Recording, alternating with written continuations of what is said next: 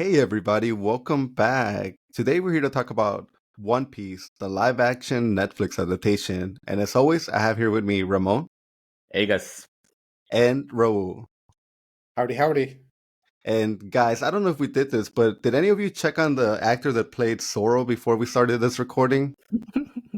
I just wanted to make sure that he's okay because he was clearly carrying the show on his back the whole 8 episodes. So I just want to make sure that somebody's checking up on him.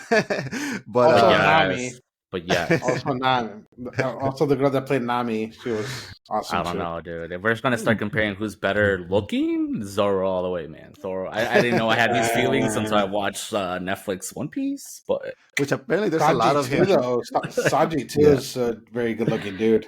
Let's get to it, man. Like Ramon, you've never seen One Piece. This is gonna be interesting because this is your first kind of in like your first interpretation of this anime that's been going on for that. Like, I mean, at this point, it's like 1,000 years. episodes. Yeah, and it's been going on for 20 years. So tell us, what did you think about the One Piece? man, well, let me tell Live you, I'm action really One Piece. the live action One Piece. There you go. Even though I did watch the first episode of One Piece, the anime, just not for brief comparison, and also because I've always wanted to start watching it, but I don't think it's gonna happen, guys. With over 1,000 episodes, I'm sorry if you guys are One Piece fans. I really want to get into it, but man, I did Naruto all the way, and I'm still burnt out from that. So maybe one day. But no, I mean, you're right. Like I've been hesitant to watch anything One Piece just for the sake of that. There's so much available already, and it looks great. And obviously, you guys being some of them, but there's just so many hardcore One Piece fans that clearly there's no doubt in my mind that it's good. Right? I just really, again, we're doing this. I've been watching so much other stuff. This being the first anything that I watched of One Piece, I don't know. Maybe I think I mentioned this to you guys when I texted you. I think I'm a little lucky, right? Because I think like anyone that watches the Netflix One Piece without watching the rest is gonna get a very condensed kind of everything of what One Piece is about, or at least again, I think so. And from what I've been seeing so far, everybody seems to agree. Like it was beautiful, right? Beautiful to watch. I think every episode itself was a wonderful story. I feel like every other show that we talk about here and there, this is one of those that again does a good job at introducing certain characters, and then by the end of an episode, you fall in love with them. Which I already know that even from like the first episode of One Piece of anime, it just doesn't happen like that for every character. So there's so much good stuff. Like I mentioned, it felt like an 8 hour long movie to me.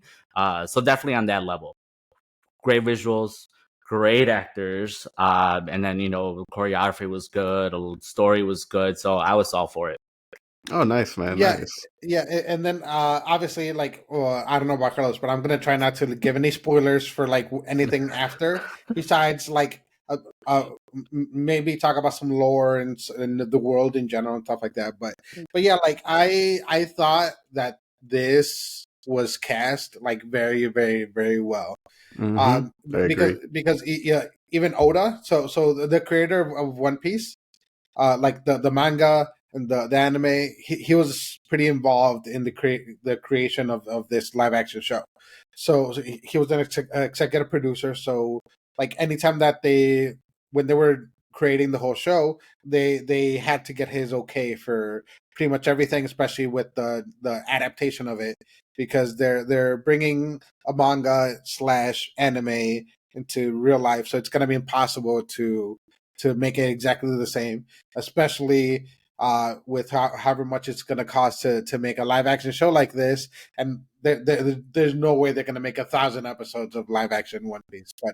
But yeah, the it was cast beautifully. Oda, at one point, he settled the nationalities of each character. Mm-hmm.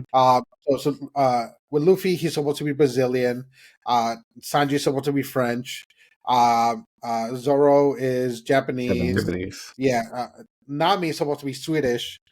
But they got it pretty right, and then are close enough. And then Usopp is African. Yeah. No. I mean, In general, yeah. No. Yeah. I mean, you nailed it, man. And I agree with you, man. Like, if I had to give a reason why this live action One Piece is a success, and I want to say you got it right, it's the cast and the fact that it's so diverse, man. I think that's the big thing about this. Like, if you look at it, the fact that they were able to get such a diverse cast is doing big things. And I do want to give like a quick applause to like every One Piece fan out there that has been watching this for the past 20 years and did watch this adaptation and did love it, because I started my journey like almost 2 years to the day, like in November. So even with those 2 years, like I'm barely gonna catch up. Like I'm in the 950s. I'm about to jump over the 1000s. So it's been really interesting for me to be on this journey. And it's crazy, man. Like I think it's a big win for everybody. The fact that they did this live adaptation, it's a success. And I see that as a victory for anybody that's an anime lover, because now I'm thinking everybody's gonna analyze this movie just like they're analyzing Barbie and saying like what worked with this, like what was the reason like this was successful, what can we grab, what property, how do we make another One Piece anime adaptation. And it's gonna be very hard, and hopefully they don't take the wrong lessons. But like I'm already thinking like what else can they do that's kind of be like One Piece, where they can bring in different cultures, not just make it about, because I think that was kind of again the key reason. And I love the character Zoro. He was like my favorite one. Luffy, I feel like they got him like exactly how he's supposed to be. And honestly, I personally, if there was another anime that they could do a live adaptation that I think could work, I'm looking at Mob 100 right now, just from like a simplistic point of view. But that's the one. That's the one that I'm kind of like something low budget, something like let's give it a chance. I think they're already working on a Dead Note, but that's where I'm kind of looking at like a little bit of a Mob 100. What I about thought you they guys? already did that note. I thought they already did the note. It was also like one of those failures. But But but but they're working yeah. on they're the Stranger Things. They're working on it now. Oh, Yeah. So nice, that's the nice. big thing about it now. Well, What the big thing though is the big thing that this has that none of the other live action adaptations have had is that the creator is involved. yeah, Because with the Avatar series that's coming up, it looks like it's cast very well, and the creators were involved in the beginning, but then they had that very public breakup. That who knows how it's going to be now, and then they even created their own like Avatar Studios where they're gonna do like animated movies and their own spin-offs and all that stuff on their own yeah. with Nickelodeon and now with Netflix. And then there is a live action Mob Psycho 100 thing, but it's really, it looks really bad. Oh, It's really? so Oh my yeah, god. it's so hard to. The issue with that is similar to probably the issue that you would have doing like a Spy Family or something like that, is to kind of get or even like a One Punch Man, is to kind of get the essence and like some of those faces of the characters, Yeah. because those are so iconic and they're a big part of the character. But yeah, the big issue is typically going to be the story, kind of like with Cowboy Bebop. That, Oh, that dude, yeah. it was made very well, like the graphics, you could tell that they spent the money for it, but then it wasn't the same. Well, I think with Yeah. Cowboy Bebop, the mistake they made that it was the show should have never been as like light humor as it was. It should have been a little more darker, and I think it could have been a lot better had they maybe stuck to the story. But then the fact that they also kind of like tried switching up the story on it, it's probably another reason like why it failed. Kind of sucks that you're telling me the Mob Hunters it's already like a bad one, because I have given some of these other live action movies, like I've given them a chance. Like I watched the Bleach movie, I watched a lot of the Full Metals live action movies, which I didn't hate. They're kind of like a little bit terrible, but I didn't hate them. So I've given these like a plenty of chances. I'm looking forward to the Yu Yu Hakusho live action, but that's also one that I'm looking at it now, and I'm like, oh, I feel like this one could have also like they could have done a little bit more diversity, especially with some of the characters. But I'm not gonna wait till there's something more like a trailer for me to make judgment on it. But yeah, man, like I feel like there is hopefully now when they make these, it's not like, hey, let's just make an anime adaptation and see if it works. Like hopefully now they're gonna be like, no, we need to make this live action and make it really, really good. So I'm excited, man. One Piece definitely, like you did something that I will always be happy that you did. So let's see what happens in the next 5 years. Well, see, that's definitely scary though, because like, and I don't know when to believe the internet or not, because I think like maybe like a week right after the show aired, they were already saying that supposedly Naruto was going to get like a live action, and it was going to be Lionsgate Studios and all this stuff. And I'm just like, dude, I like Lionsgate because they do some great like martial arts films and like some crazy like horror like kind of isk movies. But again, it's just the whole idea of like people might just production companies might just start trying to do this as a money grab because they see the success in One Piece. But I What mean, I think again, without even watching One Well- Piece, like you could tell that part of it was just a great Well, combination of everything. Yeah. Dude, in a world where like HBO Max is already doing like a remake of the Harry Potter movies and a TV show, like, and Oh, it's yeah. like something like we already got perfection with that, and I could say we already got perfection with the animes for a lot of these. But hey, if you're doing something that's like live action, like at least let me see it, man. Like again, I'm not one of those people that's like yells at the internet and it's like, don't do it, it's perfect. I'm like, hey, if you're gonna actually try and give it a chance and it might work out, like why not? You know, we talked about Ninja Scrolls not too long ago. Like, hey, I got a live action adaptation and people enjoyed it, and it kind of caused them to go back to the original one. Like, why not? You know, so it's just I try not to judge, even though I've been in the past like a judger of something before it comes out. But I'm trying not. I Yeah. try not to judge till I actually see the material. Dude, Yeah. the thing with me is if they're gonna do something like this, like I want them to do it well. Like I know that the studios are like companies and they need to make money, but like the way that you're gonna make money off of this is to do it well. It's to give the creators, like the right creators, the right amount of freedom and stuff like that. Which is why you kind of have some of the issues that you have with like some of the other properties when they try to do the remakes or whatever, and they're just horrible. Or like Dragon Ball Super. Like Oh. I honestly I don't even know if there's like a worse adaptation of anything. Yeah. But like all they did was like try to get as much money out of the Dragon Ball people fans as possible because we all saw it. Yeah. Well, And we all know how bad it is. well, I haven't seen it because I know how bad it is, and that one I It's do refuse. horrible. I've seen clips of it, but I've seen enough like not to ever want to see it. But I do think that movie, for the fact that the creator did come back and made more Dragon Ball Super, because of the fact that he was like, I can't leave my legacy as this movie being the last like thing that was ever Dragon Ball. So he came back, and now Dragon Ball, if you ask me, is bigger than ever. But hey, I mean, we should start talking about One Piece. So Oh yeah, guys, let's start talking about One Piece, and let's start the review Okay. for One Piece right now. Let's go. Let's start with episode 1. What did you think about it, Ro? Like, you saw the first episode, Ramon. I know you mentioned you saw it first. Like, what did you think? Was this like a perfect adaptation the way they did it? There's enough there. Like the thing that I love about this show, and it kind of starts from the beginning, is that the essence of everything is there. So you get the idea, you get the personalities, you get the essence of everyone and everything, you get the soul of everything. So you kind of have Luffy talking to the bird on the boat, and even before that, you have that big scene of That bird Goldie looked great, Roger, by the way. huh? That bird looked great for being fake. A fake Yeah, it bird. did. It Yeah. looked great. Yeah, you get that they spend the money on the CGI, but yeah, like you had Goldie Roger, and then like so at first you don't know who's who, so I was like, who's that up there? I didn't know if it was Garp or because they didn't really talk, or if it was the fleet admiral, the guy that becomes the gold fleet admiral guy. Dude, come But on. then honestly, like I thought he was a really good Garp, and then but we don't find out right away like any of that. But yeah, you kind of have Goldie Roger, and then you have him make the big proclamation about his treasure, and it starts the pirate era, where everyone runs off, and then that's when it jumps to Luffy and the boat and all that stuff, and then Kobe. I thought they did justice, also including Kobe, because he was kind of like a sub character in this, and Yeah. I think it was a really good idea to have him Dude, involved as it was. on the first episode, I got a little bit nervous because when they're executing, and he was saying like, "Go find my treasure," he didn't say specifically like, "Go find the the One One Piece. Piece," and I Yeah, was like, I "Ooh, know. should I be nervous?" The fact that he I didn't know. say that, I was like, so that kind of made me a little bit nervous. But thankfully, like soon after that. But Ramon, before I do hear your thoughts on it, I do want to say that Garp, again, anybody that's been listening to it, hopefully they watch the show, or watch the anime.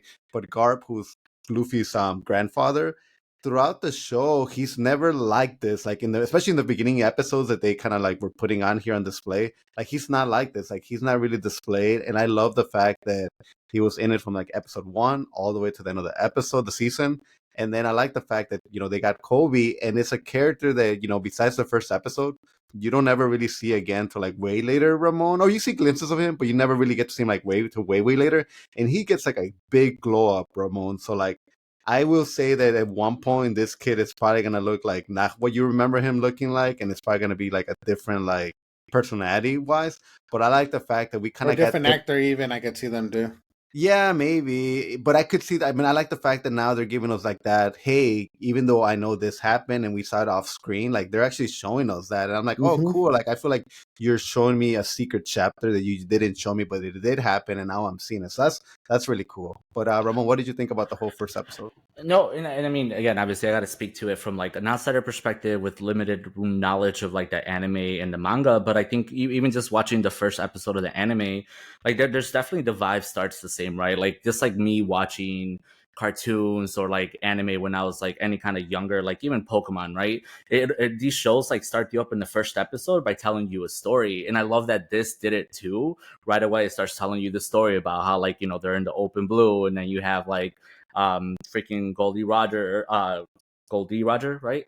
Yeah. And that he's basically he sets up the story and why everyone then wants to pursue the One Piece. And I think that's just great because I mean that's the first thing of storytelling is like start with a hook almost so that people right away get captivated and right away want to watch it. Because again, I put it on, hardly any knowledge of One Piece, and then within like 10 minutes I was like hooked. And I couldn't stop watching it because, like, even right, I'm like, oh wow, so that's what it's about. And again, super outsider. And then I was intrigued, right? And I think just the whole idea to begin with and how it's told. And I heard too that like Garp is also not there in that part of like when the first episode, like he's not there. I guess when Gold D. Roger gets executed and all these things. But I guess even through the journey of the Netflix live action, I love Garp as to what he means to Luffy, because he's kind of like that outsider or outside cheerleader who it seems like he's the bad guy, but at the same time, like he's not. He's clearly just trying to protect his like grandson. But no, that first episode was great. I think to me, it just made me think of like, and I don't want to mean in a bad way, in a good way. Thinking of watching like the first Pirates of the Caribbean, watching a movie that was like fantastical, maybe another like Disney movie or another movie that was just like very open world, very imaginative. It felt good. It felt big, like you said, Raul. And I think that was one of the things that I was nervous for. When we did that podcast episode with Lon Harris, he said that, right? It was going to be one of the hardest things to translate an anime into live action because of how grandiose it could be in animation. It's so crazy, but it felt beautiful. It felt big and not overwhelming whatsoever. Yeah. No, dude, Ramon, like I'm never gonna forget this because this probably happened like less than a year ago. But I remember when I told you, like, because you didn't know anything about One Piece, and I'm like, Ramon, No. did you know that in One Piece that if you have a power from eating these devil fruits, Oh, yeah, the devil fruits. they can't swim? And then you looked at me like, what do you mean they can't swim? Like, aren't they pirates? And like that whole like idea behind like these people having powers, but technically they fall in the ocean, like that's gonna be the end of it. It is pretty hysterical if you think about it, but I always think that's a fond memory of me having to explain to you One Piece, and you'd be like, wait, in what world does that make sense? And see, that's the thing too. Like watching the first episode, it was all brand new to me again, and even with those little bits and pieces. But I love how like they introduced Luffy, and then the actor Iñaki, like so freaking amazing, like so charismatic from the beginning. Yeah. That first boat scene, right away you like fell in love with him. But that was kind of funny, right? Because he explains it right away, like how he wants to be like king of the pirates, but he can't swim, and I'm like, wait, what? This is hilarious, but which you see it later on too. But it's just like that concept is just crazy. So the One Piece world definitely fun. Yeah, and I will say with Luffy specifically, like one of his biggest, well, at least for me, one of his biggest draws is that he's an adorable character. He's like super hard headed. He's an idiot. But he's super strong and he's adorable. Like he's kind of like a grown up little kid, like in the anime. So like anime, in this live action, I don't think Iñaki is quite as adorable. So it's gonna be a fine line for him to play as much of an idiot as Luffy, but kind of getting the tone of the whole show. I feel like it's gonna. I don't know if it's the pacing or if it's like just these actors are like pretty good dramatic actors. Yeah. So it might be a little bit more serious and a little less goofy than the anime, because the anime is goofy as hell. That's especially with Luffy. That's a question I had for you guys. Yeah. Go ahead. What was the question? Well, that was the question. It was just like, because from the first episode of the anime, he seemed like not a completely different story, but that was years ago when they first did the first episode, but it did seem kind of very different from this first episode. Or in reality, it's like, I guess his character, right? I feel like in the anime, I wasn't invested in him right away because he seemed kind of like he was all for himself. He wanted to be the king of the pirates. He seemed a little crass because I think there was one scene with Cody, and Cody tells him his dream, and he's like, why do I care? Or he says like, oh, something like, that's dumb. But in the Netflix episode, I mean, a Netflix show, that's something that I think Luffy does really well, and maybe it is because it's meant to be like different. He believes in everybody, right? And I think right from the beginning, he's like, wait, you believe in it? I believe in you. And I'm just like, oh, dude, I love you. Like, yes, I'll keep watching you. No, dude, like, even though he's like happy all the time, I think that I did see a lot of sprinkles when he is kind of like a little bit like looking at the stars and kind of like wandering, and when maybe he's not being watched by somebody, more to himself. But you're right, Ramon. He's kind of like, he's the friend you want to have because you can talk smack to him, you can hit him, you can do all these like crazy things, you can prank him. But at the end of the day, this guy will have your back. This guy will overtake anybody if you believe in him. And I don't mean that he's one of those people that, like, if you cheer him, he beats up people. Like, no, this guy will figure it out. He won't give up no matter how much he falls down. And I think that's the journey you're going to go on with Luffy that's going to make you fall in love with him. For me, just real quick, I just want to say that I knew that we were in good hands with this show the moment that Zoro, and I mentioned in the beginning, like, he was carrying the show, but the moment like Zoro came in, and there's this guy, Mr. Seven, that's like, hey, I'm here to recruit you. Join us. If you don't recruit us, Yeah, and he's like, well, if you wanted to recruit me, why did you send number 7? But like, just that whole execution, like, whoever was the guy responsible for doing these sword fights with Zoro, man, like, they did like a great, amazing job. Some of the best sword fights that I've seen in anything. And this is from a guy that just saw John Wick like 4 this year. And I don't know if there was any sword fights in that, but I'm just saying, like, the execution of those scenes was so good. There's that scene with Mr. Seven, and then the bar scene where he doesn't even take out his swords, but he's able to beat up everybody around him. And I'm like, this is great. This is a great show. Like, this is going to be good. And I just got happy with joy knowing that Zoro is one of those, like, honestly, there's times where you question, like, why can't Zoro be the leader of the crew? Obviously, as the show progresses, you know why, but Zoro is that second in command. Zoro is that guy that you look forward to, like, him having a fight, because he's always going to bring it.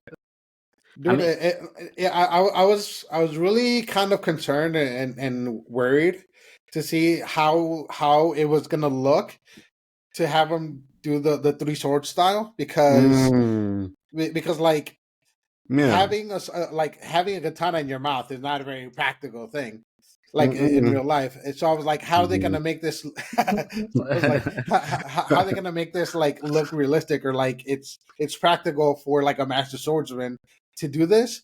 But like, it worked. Like, when they're fighting in that courtyard, like, he did the 3 swords and it worked. And I was like, oh, I guess they can do it. Like, they didn't do it a lot, but they did enough that I'm sold. I remember when I saw One Piece back in like early 2000s, like, that was one of the things that I'm like, dude, this is like, why would this guy 3 swords like that? This is so goofy. And like, little old me didn't know that like 5-10 years later, I would get a Killer Bee with like 8 swords all over his body, and that even looks ridiculous, even though he gave Sasuke the ass whooping that he needed at that moment. But yeah, I guess 3 swords is not too hard to believe. No, not after Killer Bee. You're right, because that's exactly who I thought about. I'm like, Killer Bee, man, he does 8 swords, okay. But no, like, Zoro was one that I was super excited to like finally watch and experience for myself. Again, this is on the Netflix show, but regardless, to me, again, it's still something, right? And it's just, everybody always talks about Zoro so much. I see so much Zoro merch, like, everybody, right? And to me, even this being the first experience of him was beautiful, because beautiful man. I'm sorry, but like, I had to question those feelings for but no, it's exactly beautiful man, great actor, because I love his whole like persona, right? Like, he's clearly, and I don't know if he's exactly like that in the anime, and you guys can tell me better, but like, he's kind of like not too cool, but like at the same time, he has that like very quiet kind of like, yes, let me get a drink, stay out of everyone's way until I need to do what I need to do, type of kind of attitude. And then, clearly the way that he was later earned, or kind of Luffy won him over, like, it was beautiful. Obviously, once we get to that point, or once we got to that point, I was so emotional, because that's clearly this actor and then Luffy as well, they made you believe that, right? Because they're so good at that, the characters they were playing. But I did love Zoro. I did love the idea. I never even knew why he carried three swords to begin with. So seeing him fight with three swords to begin with was kind of cool, because that was like, okay, cool. I see what he's doing now. Like, it makes more sense. But then at the same time too, as you find out his story in the show, they did a great job with that too. Like, again, really You emotional. should have brought more swords. Yeah. Yeah. More swords. I think they do a great job with like the child actors and those scenes, man. Because I think every Yeah, single one of them, they all like Not really all hit of them. hard. Now, I wonder which one you don't like, but like even like this, like the Zoro one, I really enjoyed, because even like looking back at the cartoon, the idea that like there was this girl that, you know, he couldn't beat, and she could have potentially have been, because in the show, I don't think she has that scene where she's telling him like, hey, you know, all the boys are gonna grow stronger, and eventually you guys will surpass me. I don't think she had that scene, but in the anime, it was always like, hey, she is superior to Zoro, and you were always kind of thinking like, okay, well, this is somebody that he's gonna meet up later, and he's gonna have to like fight her, but obviously he's always gonna lose against her. But then you find out that like she just like passes away, and I still like, honestly, though, to this day, like I expect, like, I know I'm like 950 episodes in and she hasn't come back, but I'm still kind of like, I can't believe that she like died, because in the show, in the anime, they just say that she slipped and maybe broke her neck. I know they don't say it in the Netflix, but here that's what happened. Like, I think she slipped, broke her neck, and that's how she passed away. And I'm like, that has to be a lie. Like, her dad probably put her on a boat and sent her away, and now she's supposed to be dead. But it's like, no, that she never came back. And to me, that was very emotional. This idea, like, he had one friend and like he couldn't beat her, that like she like passed away. Now he has to be like the strongest swordsman to like live on her dream and his dreams. So it's very like, I'm tearing up. So yeah, I'm See, done. I told you. No. Yeah, with Zoro, like I loved what they did in the anime. He's a little bit grumpier, than but he's a serious guy. But like I definitely like the way that this goes. The only thing I could have done a little bit more of, just because it's hilarious in How the he gets anime, lost. is how lost he always gets. Always gets Like lost, in the anime, man. he gets super uber lost. Like, Like, if like he's not mentally, looking like, at you, no, like no, it's no, on like another directions. level. Like if there's a race and it's like, this is the thing, he'll end up like on another road or something, and it's funny. like, wait, how did you end up there when this road was like in a cliff? Like, it's just like, yeah, it and always then he'll happens. realize that he's in the wrong place, and then it's Yeah. about like he's like he's epitome of like he's like the Apple Max or Apple Maps when they came out. Well, it's funny because there is Definitely. that scene where it's like, Luffy's like, oh, were you coming to rescue him? He's like, no, I just went the wrong way and I ended Yeah, up yeah. here. I thought I was going towards the house. Yeah, Yeah. that's Oh, really the that's only yeah, time. you're right, Yeah, That's hilarious. that was the only time, and like when I saw that, like I loved it. I like busted out laughing, and it was like, yes, lost Zoro. Yeah.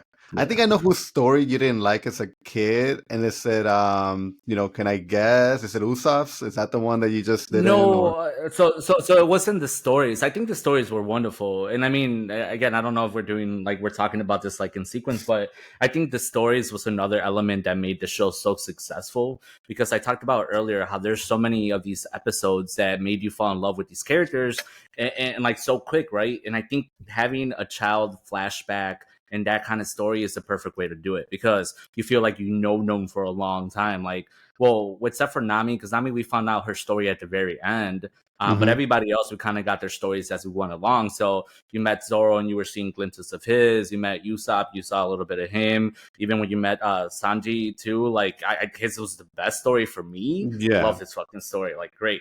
But no, it wasn't the story. It was like the act. Yeah, Yeah. go ahead. No, real quick. Like, I just want to tell you, like, Yeah. Sanji is my favorite. Like, out of all of them, like, I know I'm like on sucking, you know, Soros, whatever. But Sanji is from the very Essence. beginning. The very beginning, the first time, when I saw like the introduction of the One Piece, and I knew this character would be introduced, and he fought the way he fights with his leg, like I just Ooh, fell in love yeah. with him. Like, I didn't know anything about him. I just knew he wore a suit and he kicked butt with his legs. So like I just always love Sanji, and he's my favorite character, even though I know that he's never gonna be like the strongest. But I think his character brings so much to the show. The fact that he doesn't hit ladies, he wants to cook for everybody, and he will have a nosebleed the moment he's just like a beautiful woman. So I didn't mean to like cut you off, Ramon, Yeah. but I just wanted to No, say no, that. no. Yeah, he also has a big rivalry with Zoro too, With Zoro, which yeah. is beautiful. Well, you see it already, and I like that aspect of it too because you have two. Like, I mean, again, Zoro's so amazing, but you see that with freaking Sanji too. Like, he's clearly like good, and they start competing as to like who's gonna do what. And then there's the scene where they're fighting against the fishmen, and Yeah. they're just kind of like, who's doing more? And it's like, no, I only like you only survived because like I defeated him, or I did this because you needed my help, and I don't know, that was a fun element to it. Like I want them to figure out like get just how I was like saying that they do great scenes with the sword fighting. Like I need them to bring somebody that can do these like kung fu really good. Like no like oh hey I'm pulling you in strings and like you're doing like hidden dragon kind of stuff. Like I want to see very realistic like kicks. So I'm very excited to see more of him because again it's just a guy that will not fight with his hands because his hands are only meant for cooking. So every one of his battles will always be with him kicking. And you know what? He kind of reminds me a little bit of Gambit with that Cajun like accent. I know he's Spanish, but it's just like, and that's another reason why like close I think enough. I love him. Yeah, close enough. So I think Yeah. that's why I like Sanji a lot. What, Yeah. the actor's English, so Yeah, Okay. well, That's- close that's enough. probably- Close yeah. enough. Yeah. No. It wasn't that I didn't. There was one of the child stories that I didn't like. One of the actors that, for me, I guess the story wasn't as proficient, or at least I didn't get as attached to. Was actually Luffy's. Like nothing against the child actor, but for some reason, and it wasn't because it was like a different race or anything like that. It was just like a weird disconnect between like the Luffy, like Iñaki, like is the older Luffy, and then that kid. And maybe it was because it was my first introduction of like Kid Luffy, and just seeing that he's clearly not the same type of Luffy and that he was growing. But I like the story, right? Like for me, especially again, not knowing anything about like One Piece, I like the bit that they showed us. I loved meeting Shanks and to see like that he's the man who carries the hat, and that's kind of how that story goes. Right here, Shanks. But I think it wasn't necessarily like, oh, it's not that I didn't like that kid actor or that story. I just think that all the other ones were so good. Zoro's so good. Nami's at the end again. Waited till the end. I still think it was a good story. I don't like that she's meant to be kind of. Well, I guess that's maybe what she is meant to be, like not a great person, or people are supposed to think that, because even the first episode of the anime, she's already involved from the beginning. She's already kind of trying to steal everything, and you already like kind of don't like her.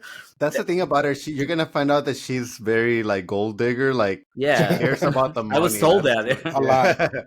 I was told that, and then Sanji's story was just amazing, and I like cried during that story too. So it's like I guess it's by comparison, Luffy's was just the one that I was like, oh, okay, well maybe once he gets reunited with Shanks again, it'll kind of, I don't know. I need more of the kid Luffy for me. With Sanji, I just feel like they did stretch the amount of days that he was in the rock. Like I think 50-something days. I think 56 would have been enough. No, they did like it was 80 something till they got found.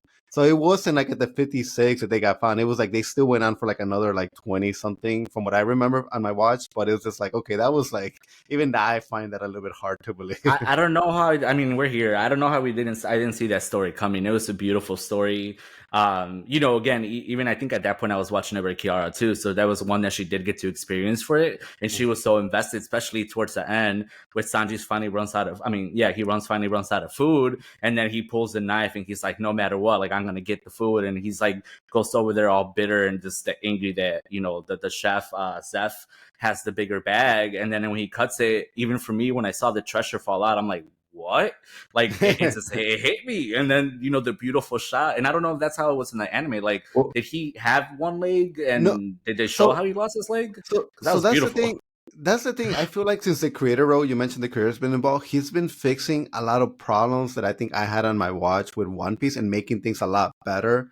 Like for example, like with him, he lost his leg actually saving him as he was falling like in the water, and they were both like he was like sinking down to the ocean, and he was going after him, and there was like two boats, and like his leg got caught and like it ripped apart. But I think it works a lot better when you have him like eating the leg. Like to me, it's a bigger, more respected impact.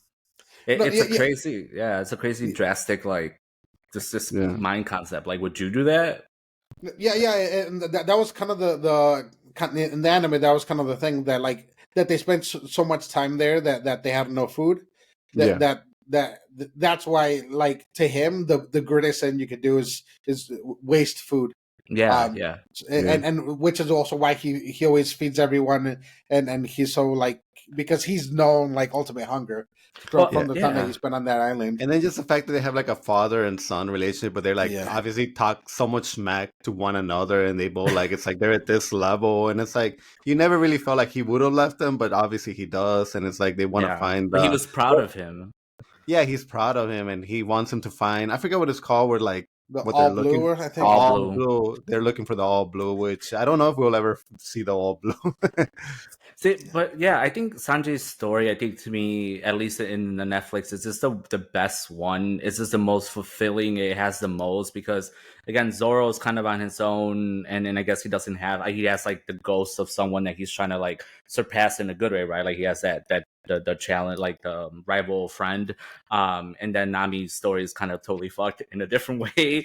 Luffy, we know, and then Usopp was kind of like not, Usopp was Usopp, and he was crying wolf the whole time, and that just like whatever. But not, Sanji's was just great, man. Yeah, it's funny that you're finding like Sanji the most compelling and like the one that you would say like has the better story out of all of them. And Raul, And you're about to get there, but there's actually like another this much more to like Sanji's backstory, Ramon. I'm there because I'm in Zoe or whatever, and Sanji's gone currently. Yeah, that makes it more like interesting, more you care about him, more about like, oh my god, like dude, this dude is just like I'm here for him, and it's just like it's really funny actually where I'm at because, but yeah, no spoilers, but yeah, dude, it's just like I'm glad that you like that because if we ever get there, like maybe 9 more seasons, like you will see how much more there is to this character. I mean, so that's something I don't even want to imagine because I've been complaining about not starting One Piece, but I think at this point it feels good. Like when I watched that first episode of the anime, I'm like, maybe I will start watching it as this kind of goes along. Not saying necessarily wait for the live action, but like, why not? Because it is kind of. It is kind of fun to play with the similarities or the differences, and to me, who cares because they're both on that level. But I just again, the live action to me is in a different world because you have real life people, and I've always loved movies and anything live action in general more because there's nothing that beats staring at a real life person acting with real emotions, and you have that connection because we are human. Obviously anime is still animated and it's a little different. So, but anyways, regardless, yeah, I mean, well, I wanted to kind of like just like a quick second. This is a point where I'm gonna tell like people like, hey, if you're not subscribed, we're on Apple, we're on Spotify, we're on YouTube. We're about to hit 2,000 subscribers. If you want to be part of that, please go ahead and subscribe because we're gonna be there any moment. But that's as far as I'm gonna say because actually I want to use my time because I have a bone to pick with one of you, and I want to use this time to like bring it out right now. So I just had a birthday weekend celebration, and for the past 9 months, I've been getting so close to you guys that I almost like you guys were my friends. You're my podcast buddies. Ramon, you're already like my brother because of reasons, but it's just like I felt like with this person, like this is like somebody that I get sad because I'm like, this is like my brother or my dad all over again, not saying happy birthday to me. Oh no. So I was kind of a little bit sad that I didn't get a happy birthday from this person over the weekend, but I just want to go ahead and say that even though I spent the whole month of August saying like, "Hey, my birthday is coming up," I'm sorry. I spent 40 minutes with him in the car talking about my birthday weekend, and I'm sorry. And I went ahead and told you guys that, hey guys, I wouldn't be able to record because of my birthday. This person still texts us on that day like, hey, I'm free to record. And Ramon, you hinted. But I was like, enjoy your day, Carl. but you know what? When this person celebrates their birthday next month, I will be there because I will feel compelled to be there. But I just want to know that I'm so sorry. It was a crazy weekend. I'm so sorry. There's always next year. I know. Carlos with the public shaming. Just kidding. I know. I'm sorry. But I won't say which one of you did all this. I'm sorry. No, but enough of that. Let's continue the One Piece. Let's keep sailing, guys. Ramon, lead us on. I mean, what did you think of Usopp, man? Usopp's episode? So, Raul, don't be sad. Don't be sad, Raul. If anything, if you guys are listening, Carlos is really not trying to treat Raul here. It just goes to show you we've known each other for so long and we are like family. That stuff like this is funny because who hasn't forgotten your siblings' birthdays, wife's birthdays? You know, there's one of our friends that sent me like, and I want to read it because I want to give him a shout out. He sent me the sweetest message, but George, wasn't it? He was like, "Hey, happy freaking birthday! You don't look a day over 30. I hope you have an amazing day with your family." So I just want to give that friend a big shout out. Is it George or Tony? It was one of them. No, Tony forgot my birthday, so don't talk to me about Tony. Totally makes sense. Good thing you don't listen to this podcast. That's funny. But let's continue the sale, guys. I don't want to edit these out. I'm sorry. I'm sorry. Well, I mean, I guess another thing that I was just like, again, impressed by the One Piece story and then this show in general was just the whole idea of, right, like the people that were fighting, wanting to join him, I think was one of the funniest things ever. How Luffy has this mission. I talked about how I love that he is so like supportive and motivating. He just wants everyone to follow their dream because that's literally what he does the whole show is just like, what's your dream? I believe in you. You can get it. And I mean, I don't know if it's just Iñaki, like the actor, but like, man, he winks and you're just like, yeah, okay, cool. Whatever you say. Like, I want to be part of your crew. But I did love that relationship with, This one is like, I asked you about Usopp and you're reflecting and going back to I forgot about Usopp. Oh, okay, wait, no, I could tie it back. Because if you hate it, man, I totally get it. Like, no. I can tie it back. So I do like the fact that, like, obviously you see the resistance from Zoro like crazy. You see the resistance from Nami like crazy. And then you have Usopp who's right away like, sure thing, boss. Like, let's go. I liked Usopp. I knew where it was going with his, like, childhood story of him crying wolf, right? Like, he kept on saying the pirates are coming. And I knew that when it really mattered, he clearly wasn't gonna be heard. I don't know how I feel about him, and I think that's the funny part about like talking to you guys, and I hope everyone else enlightens me. Like, he's still a very likable character, and it's not that I don't like him. I don't know how I feel about him, right? Like, he's just running around like yelling all that stuff all the time, and then he's kind of a pathological liar, like all the time making up the stories. Which, when it comes to his friend, I get it's the sweetest thing. I love that that's like the force that kind of keeps her like motivated to like stay alive from being poisoned. And then in general, like, he seems like he becomes like very much the comedic relief in the crew so far. And in the fact that he's a good shot with the slingshot, because I love me some slingshots. So he very likable. It's just it's everything else, and I'm just like, man, he was just kind of like that little kind of not so I guess never spoke the truth, kind of always like exaggerated stories, but it's because he wants to be liked, and he didn't really have a family because his mom was dying when he was little, and then his dad is clearly off with Shanks somewhere. So Dude, and I'll say with the thing that helps Usopp in the live action is that the actor is very charismatic. The smile. Yeah, he has a great smile, and he's very charismatic. So that helps in the anime. The thing that helps there is kind of his redemption arc a little bit. In the anime, that there's a few kids that are part of the Usopp Pirates, and they follow him around, and they kind of they look up to him, and they're like really the only ones that listen to his stories, except for the girl, the rich girl that I forgot her name. But yeah, like there's these kids, and I kind of missed having them there, but I understand why they cut them out. But yeah, so like when he leaves on the ship, like they're carrying on the Usopp pirate name, and they're gonna be pirates when they grow up and all that stuff. But yeah, so in the anime, that's kind of what helps, because he's this big pathological liar, and then he's a big scaredy cat, and all of that stuff in the anime. And then like it gets to the point where like he's either gonna run away or finally stand up and fight the cat pirate guy. And he stands up to him. He gets destroyed by him, and then that's when Luffy jumps in and all that stuff. But like he finally stands his ground and stands up for something, which helps kind of his arc. And then he ends up on the ship. And then he's always still telling great stories and kind of being a lot more grandiose than what he really is, but always a scaredy cat. Yeah, That's- like my relationship with Usopp is like kind of like what Raul mentioned. I think when you do the introduction, to me, he has like the weakest one and the most annoying one because I think just the cat pirate overall, I just wasn't a fan of his whole arc. But later on, they do a lot of things that show that hey, like he's the kind of guy that does like the ship repairs before they get this other character. He's the kind of Mm. guy that's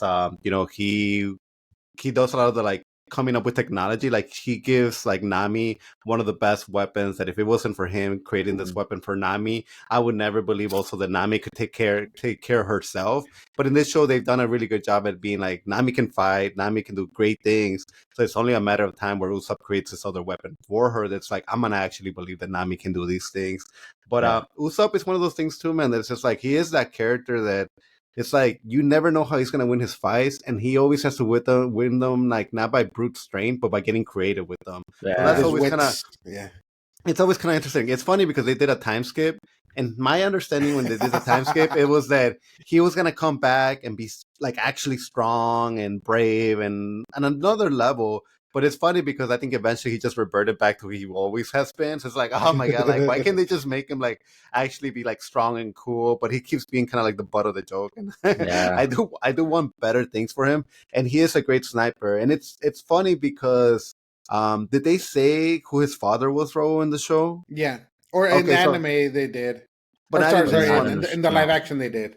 Oh, they Okay, did in the so live action. They did. He Yeah, runs with yeah, Shanks. yeah. He's one of the yeah, pirates with Shanks. Yeah. and his father, the one that's like with Shanks, he's the one that can ricochet bullets with his like gun. So his father already has Um, that really good aim. So it's like that's what they're trying to do with him, except that he's never gonna use a gun. His is always gonna be like using the that's awesome. slingshot.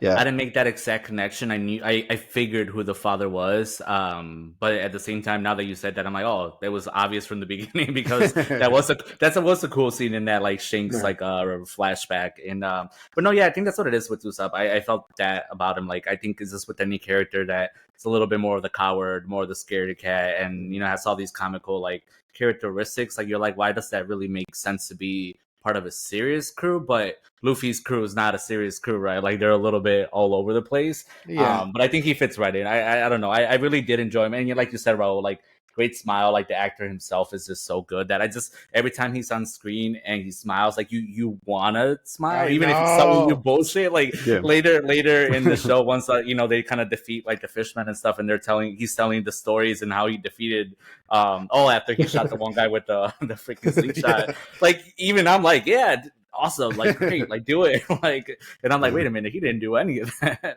The- Yeah, that he was good.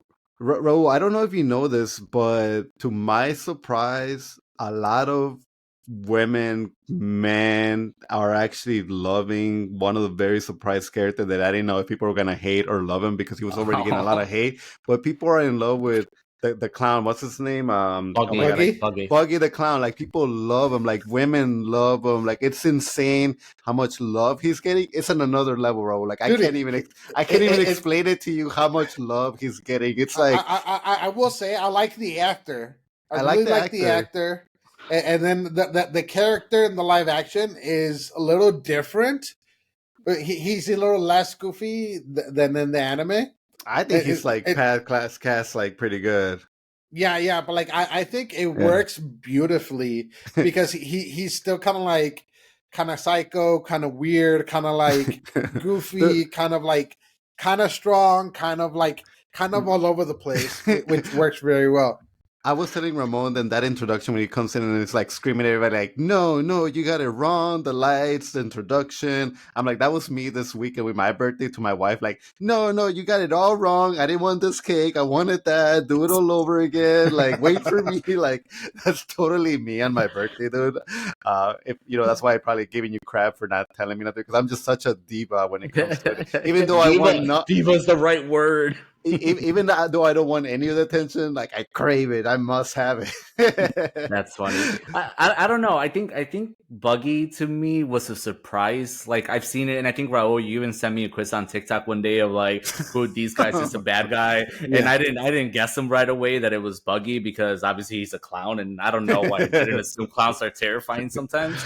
But like I don't know. Like I think when he was introduced in the Netflix show, like I fell in love with him because of how sadistic and like narcissistic he is because of that scene, right? Like he's coming out, he has all these townspeople chained, and he has them enslaved, and he's basically forcing them to like kind of, not as an audience, basically perform the best show off of his performance. And clearly there's some flaws, and it's quality issues on his end. Yeah, but people, he's like forcing them to clap, and I'm like, that's fucked up. Well, but it was funny when like Luffy was like almost idolizing, like, oh, I saw your poster, and he's like, oh yeah, they know me as this, and it's like he says like, oh, I guess a lot of people know you or something. What does he say? And he's like, did you say nose? And that was pretty funny. Oh yeah.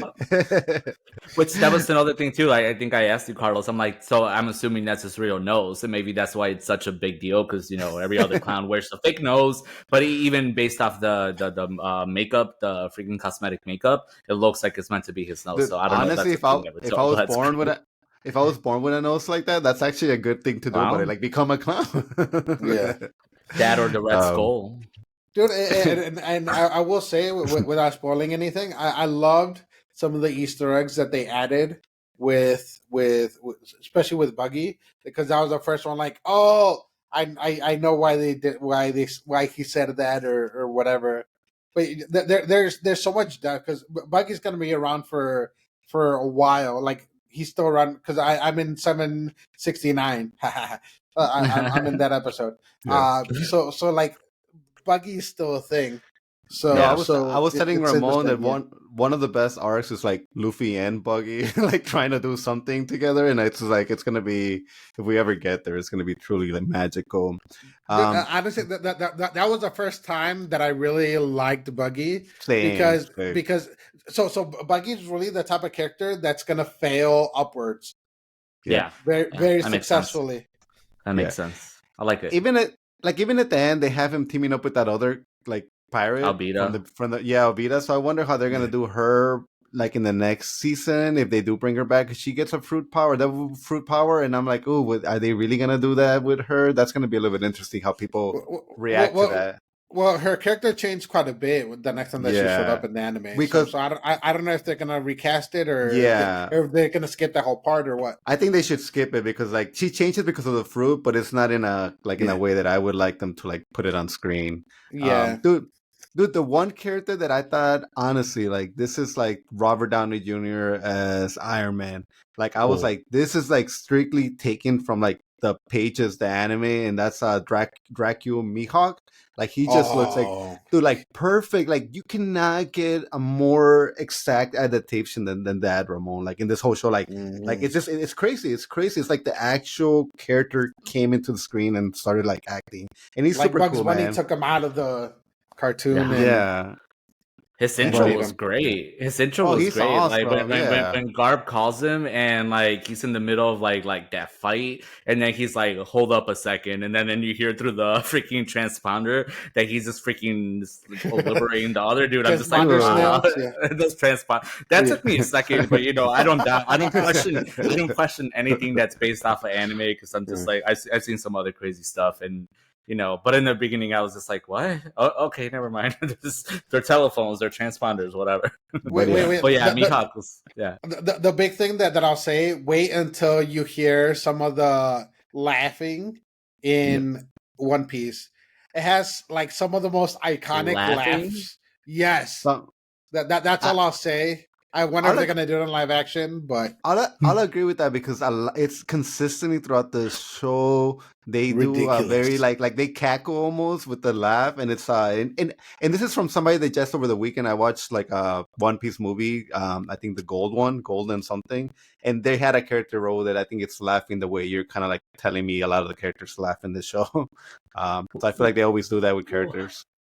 Well, that's funny. I definitely want to talk about Mihawk, but question then, since we're talking about it, just because again I don't know this, but are the transponders supposed to like resemble the owner? I guess so. Yeah, because the Captain Morgan or whatever, the one with the jaw, like his had the jaw, and then freaking Garp's had the mustache and the beard. I'm like, what?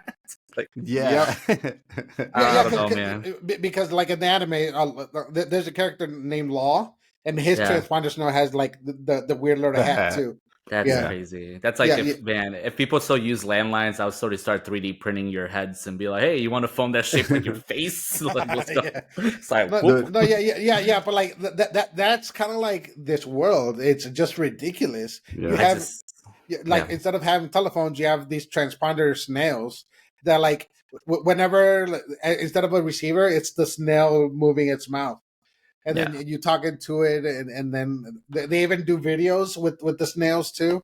Yeah. It's a whole thing. So I think No, yeah. Mihawk is a perfect character for that Yeah. because that's my question, right? I mean, not my question, I guess, but it's like from everything that I've seen about One Piece, like I've seen some crazy characters, some crazy things that have happened in the show through glimpses and shots and stuff like that. But actually, the Netflix like live action so far, it's been pretty tame, right? Like, is this beautiful? Like I told you, it looks like a pirate movie. It looks like something like that. But I think Mihawk was one of the first ones, besides the transponders, that was kind of like cool and definitely super anime, right? Besides even Zoro with his 3 swords, I could still kind of believe somebody in a martial arts movie would have done that already. Yeah. But Mihawk was cool, man. I love his sword. I love when he fights Zoro with his little sword Yeah. because I've seen that scene before for the anime, and obviously the anime is a little bit better, but in the same idea of just like the I don't know, just the difference, right? Yeah. I think with him, like what his introduction does, like in the original anime and in this live action, is that it sets the stage that there's gonna be these like powerful. I mean, he's a what A is warlord. it? He's A a warlord. warlord, but the idea that there's gonna be Chris these Norman. powerful people that it's just like unless you're on some kind of like god level, you don't even stand a chance. And like Mihawk is supposed to represent somebody that can take down a whole fleet of ships by himself. And even like now, like I think the only person that's ever gonna have a chance, Ramon, if we're to beat him where we're at, is Zoro. Like it's eventually gonna come to that, like the climax between Zoro and him. Because other than that, like Mihawk has always just been on this like god level. And it's funny because like you mentioned when he's fighting those pirates, and there's that one other pirate that, again, tying it back to Iron Man, he does like that little missile thing, like Oh it's yeah. funny because in the cartoon, Luffy is supposed to fight him because Mihawk does give him an ass whooping, and then they run away, and then eventually like Sanji feeds them, and then he's trying to take over that boat, and then they had to fight him. But I like the fact that here's like, no, Mihawk took care of him. He didn't even make it to go over there to Sanji's boat and like try to do that whole arc. And I like that, man. Like it's not something that I missed, even though his fight with Luffy is one of the ones that I actually enjoyed a lot more from the beginning, even more than like his fight with Arlong. Like I think that fight was one of my favorite. So it's a little bit sad that we didn't get that character go against Luffy, but I do appreciate the fact that we did see Mihawk like take him down, and that was really cool. I think Yeah. that alone itself is like a really the best we could have gotten. Well, Yeah, and they did change the story around quite a bit. Yeah. There I think there was a captain too, that in the anime that showed up to the boat to the food boat. Yeah. I forget what it's Yeah. called. Yeah, They and did he have made a big him. fuss, and then he came back later on in the anime. But they really did. I feel like they're not going to like show No. him at all, really, or make him any type of Well, they did significance. show him. He was the one that when Sanji came out of the kitchen and like there was two Uh, people fighting with one another, he was the yeah, one that was fighting with the other guy. Except that yeah. again, the show did the smart thing of like, let's not waste more time on this character and him coming back and all this like Yeah. nonsense that we just don't need. And that's what I love about it. That it's like this show compressed everything that kind of bothered me about One Piece, especially in the beginning, and it just said like, let's skip that. Let's just like do this main introduction because this is probably the way the creator would have done it if he had to like do it all over again. and I think what you, I was Oh, gonna no, say, I think, sorry. I was just gonna no, say. go ahead. Well, also the thing to keep in mind, Oda when he started writing this, he was like 18 when Oh he started writing wow. this. So like that's a big thing with this too, that he was so young when he started writing One Piece, that like that's why he's still around, where you have other ri- uh manga writers that like haven't finished their animes because they get really old or they get health issues or whatever, but Oda's still going, and he's still probably gonna go for another 1,000 episodes or who knows how long. Which is That's awesome, dude. crazy. Honestly, let him Yeah. do this because I don't think anybody will ever surpass this. Because if you start at 18, like, dude, what are you gonna start when you're like 5?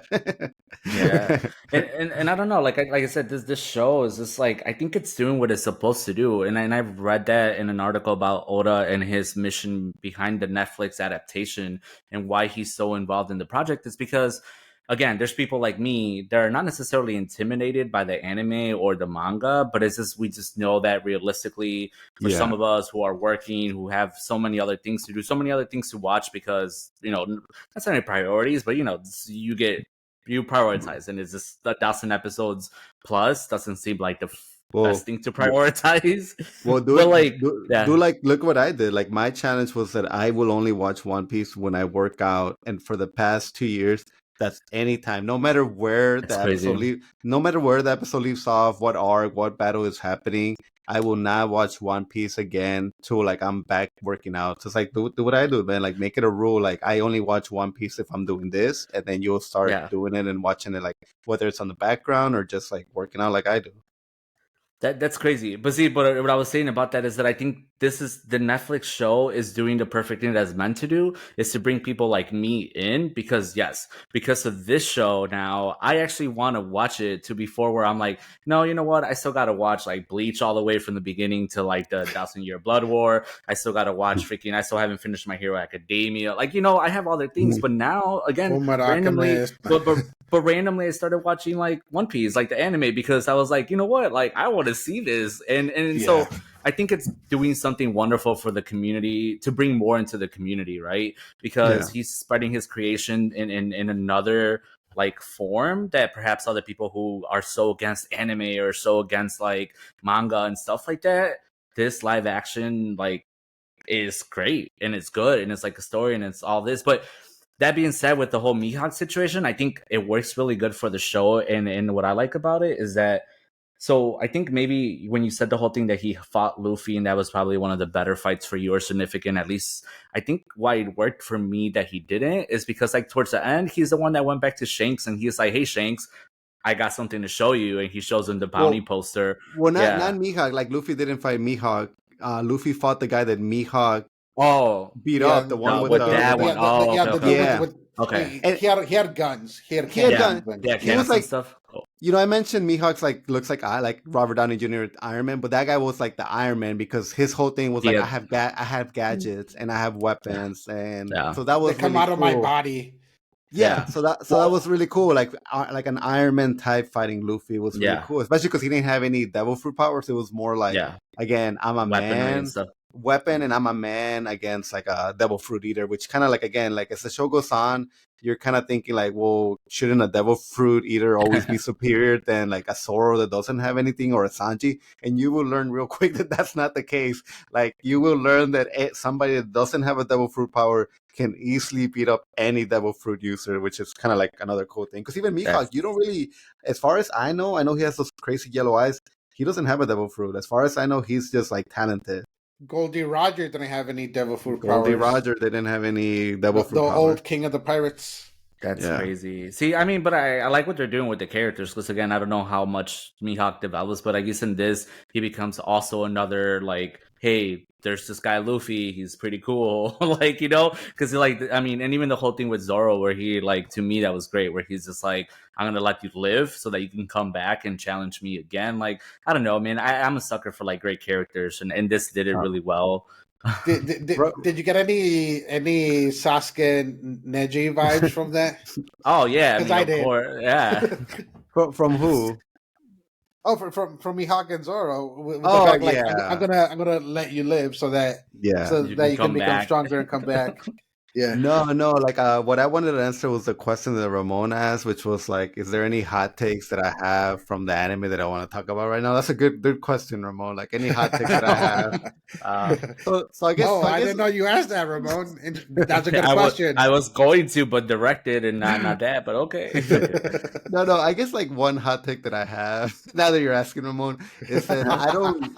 As the show progresses, especially at the level that I am, they use the bounties as a way of like being like, this is how strong this next opponent is. It's like, this opponent was a 10 million, 15 million, 20 million.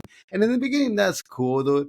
But it eventually gets to a point like, guys, like, why are we making even bounties if like it doesn't mean nothing? Like, I just finally learned that Goldie Rogers had like a bounty of like 5 billion berries. And it's like, okay, I understand that's meant to be that he's like so strong, but it's like, it's ridiculous. The idea that he had 5, especially because like, again, you'll see it little by little. Everybody will have a higher bounty than the next guy. Even the warlords, their bounty will be higher than like the next warlord. And it's just like that loses me a little bit because it kind of reminds me of like Dragon Balls with like, oh, his power level is over 8,000, and it's just like I don't need it, man. Like I just need to know that these people are strong and their bounty at the end of the day, like there could be a cap. It's like, oh, once you reach this cap, we don't even give you a bounty, and that just tells me that like, okay, you're on a different kind of level. But like it gets a little bit ridiculous when like their bounties just keep getting bigger and bigger and bigger, and it's like, okay, I get it. To me, really, the cool thing about the bounties is like whenever they get ridiculous and like people get like super low bounties, like Chopper.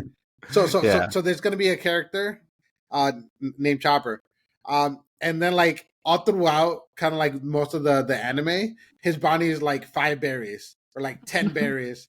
And he's on the crew, but like no one really understands what his role is or like who he He's is. like or the doctor, whatever. so it's like he shouldn't even really be. But yeah, like I guess they're sticking with the whole pirate theme. I get the bounties and stuff, but it is gonna get like ridiculous, Ramon. It was a cool way to introduce these people. I like that because they show them in the beginning, and then I think in the beginning it just kind of showed up, and then it would disappear in one way or another. But I think the guy they were talking about with the missiles, like he snatched it like off the air, like.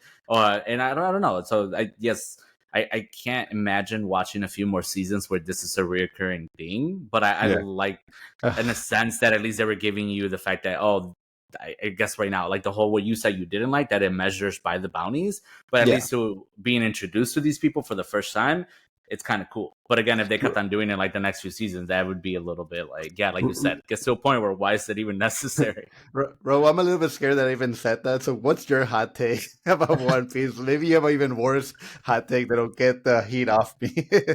In the anime or the show or whatever, the anime. The anime. Netflix?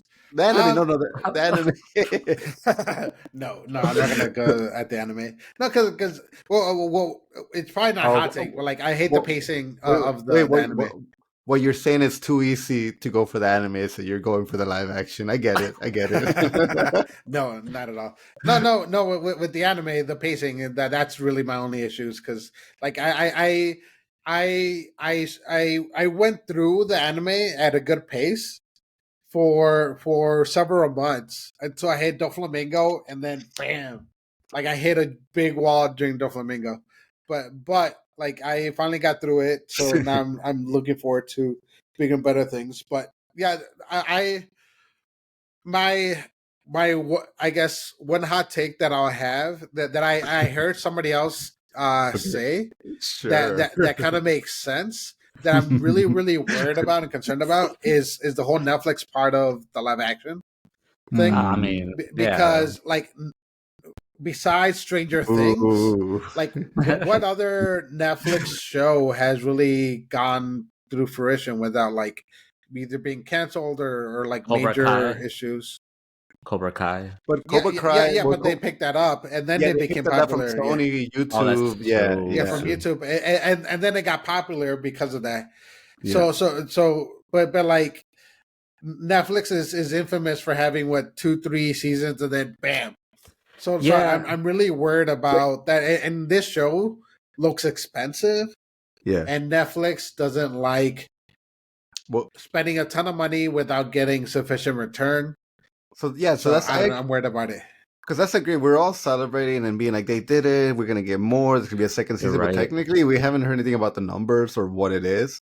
So this could all be like just a few people like watching it and celebrating it. In reality, like they didn't get the people that don't watch anime or like don't know what One Piece is, because that's probably who they're trying to get. So it's gonna be interesting to see like once they release it, because I think people that if they don't get it, it's gonna be I feel bad for Netflix because they're gonna get it like hardcore, because people seem to really like have grabbed onto this show, including myself.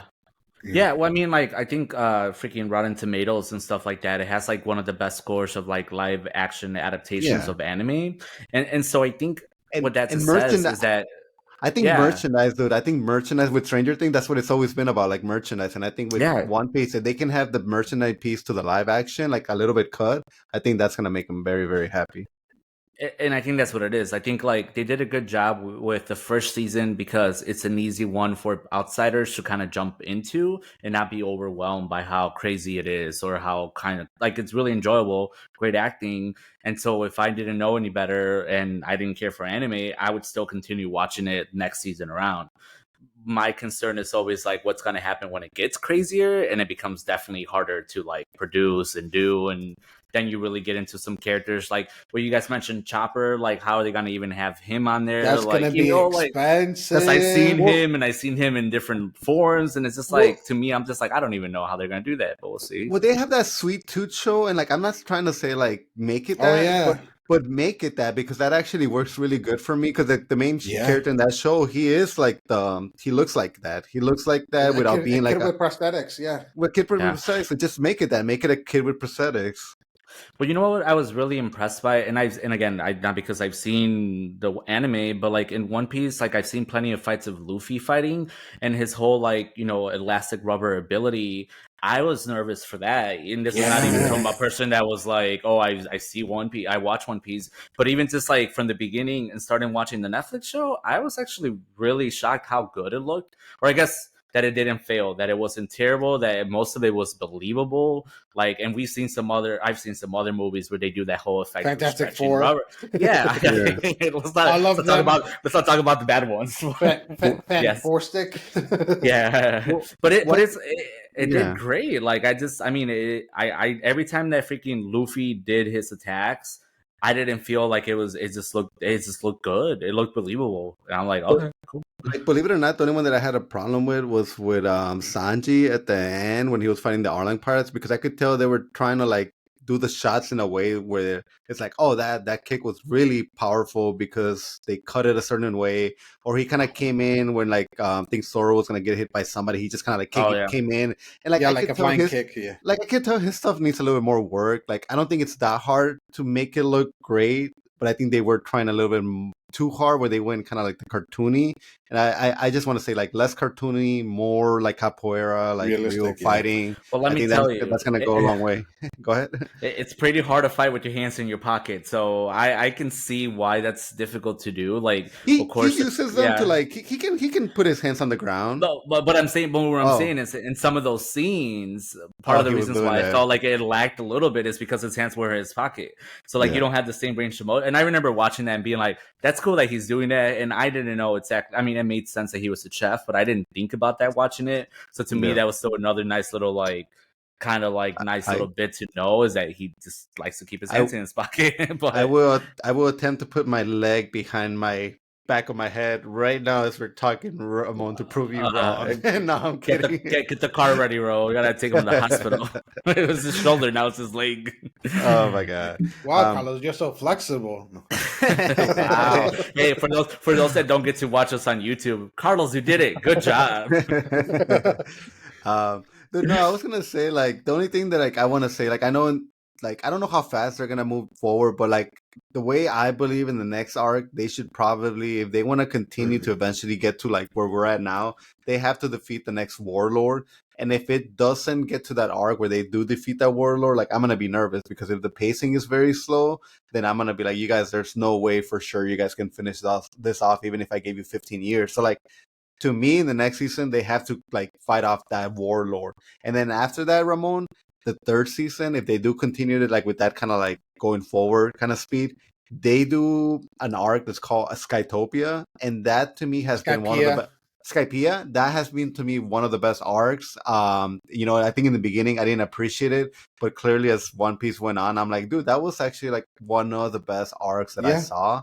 And the bad guys even still around even today. So it's just like, that's like, if we can make it to the third season, Ramon, this show will impress you so much, because the third season clearly has to go to there to like the sky. They pretty much go to the sky and fight in the sky. That's super exciting. That was a question for you guys too, and I know, like, again, we weren't able to cover like half of the stuff that I thought we were going to cover, but obviously we didn't talk about Arlong or even Nami's story, because that was kind of. I was curious to see where the first season was going to like go and how much they were going to cover. Right, I like what they did. Like, I think the Arlong, Nami, and that everything at the end was just a great way to kind of like end this live action. So my question was like, so who is supposed to be? Because like they show at the end the guy with the cigar. Oh, that's Is good. that a character? Is Yeah, that dude, he's around forever. okay? Dude, Okay. Put He's it like cool. this. When I started watching, See like the guy with again, smoke hands.